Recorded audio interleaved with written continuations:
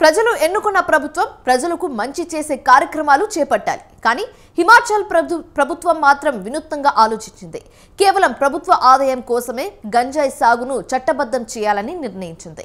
ఎన్నికల్లో ప్రజలను ప్రలోభపెట్టి అధికారంలోకి రావడానికి రాజకీయ పార్టీలు చేసే గ్యారెంటీల మాయ తిరిగి ప్రజలకే శాపమైంది.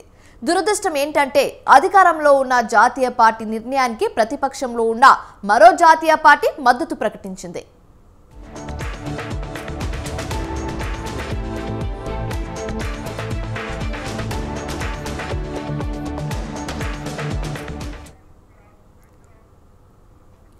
కొన్ని ఔషధాల తయారీలో గంజాయిని వినియోగిస్తారు. అయితే ఇప్పుడు అదే సాకుగా చూపించి నియంత్రిత సాగు అనే పేరు పెట్టి సాగుకు గ్రీన్ సిగ్నల్ ఇచ్చేశారు. ఏకంగా గంజాయి సాగు కోసం హిమాచల్ ప్రదేశ్ సీఎం సుఖ్వీందర్ సింగ్ సూచనల మేరకు స్పీకర్ కుల్దీప్ సింగ్ పఠానియా ఎమ్మెల్యేలతో ఓ కమిటీ వేశారు.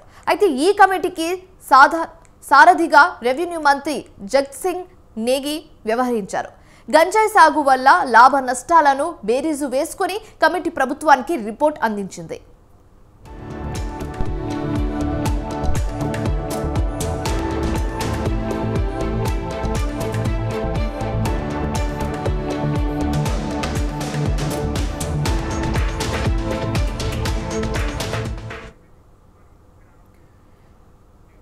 కమిటీ నివేదికను నిన్న హిమాచల్ ప్రదేశ్ అసెంబ్లీలో ప్రవేశపెట్టారు.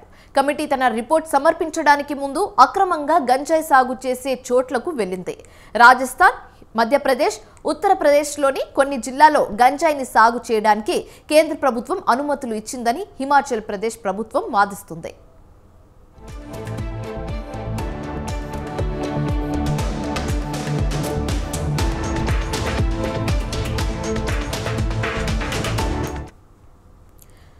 రాష్ట్రంలో గ్యారెంటీల ప్రభావంతో ఆర్థిక కష్టాల్లో హిమాచల్ ప్రదేశ్ కూరుకుపోతుంది.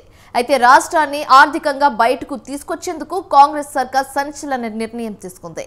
రాష్ట్ర ఆర్థిక పరిస్థితిని పట్టించుకోకుండా ఎన్నికల్లో కాంగ్రెస్ పార్టీ 10 గ్యారెంటీలు ఇవ్వడంతో పాటు రాష్ట్రం మరింత దివాలా తీసింది. దీంతో ఇటీవల పలు సబ్సిడీలకు ప్రభుత్వం కోతలు పెడుతుంది.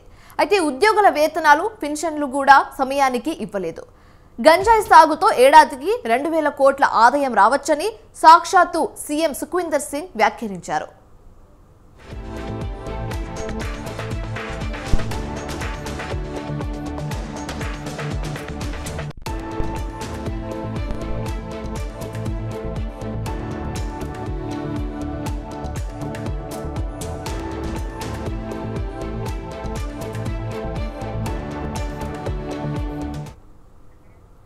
హిమాచల్ ప్రదేశ్లో నియంత్రిత పద్ధతిలో గంజాయి సాగు చేసేందుకు అనుమతించాలని భావిస్తుంది.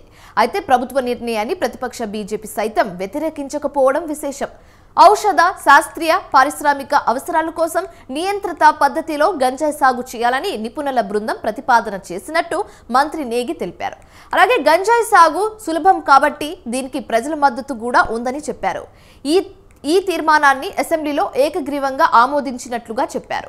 గంజాయి సాగుకు అనుమతించేందుకు నార్కోటిక్ నిబంధనలను సవరించాలని నిపుణుల కమిటీ సూచించినట్లుగా తెలుస్తోంది.